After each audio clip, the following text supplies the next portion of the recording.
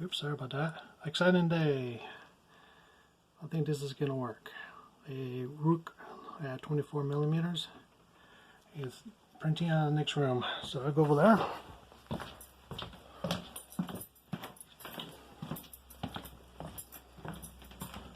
There's the machine. I've been using another cell phone to record the progress. Here it is. It's on layer 480. Yeah, I have to gut out my unit to make the light fit. And we're just going to see how this goes. I'm really excited. And I have my gloves on. Alright, that's the last layer. See how this goes.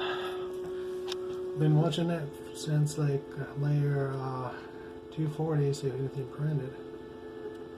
And I hope there's something on here. Oh my god, look at that. There we go. Try to zoom that in. There it is. Okay.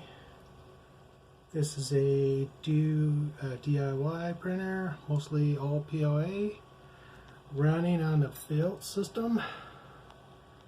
And to me, that looks pretty amazing. I can't believe it. After all the hard work I put into it. And this is sticking on a FR4 portal board. So here's my electronics. The driver board for VGA, the screen, touch screen, the power supply, yes, I put that one back in, and the Raspberry Pi 3 with the shield. There it is.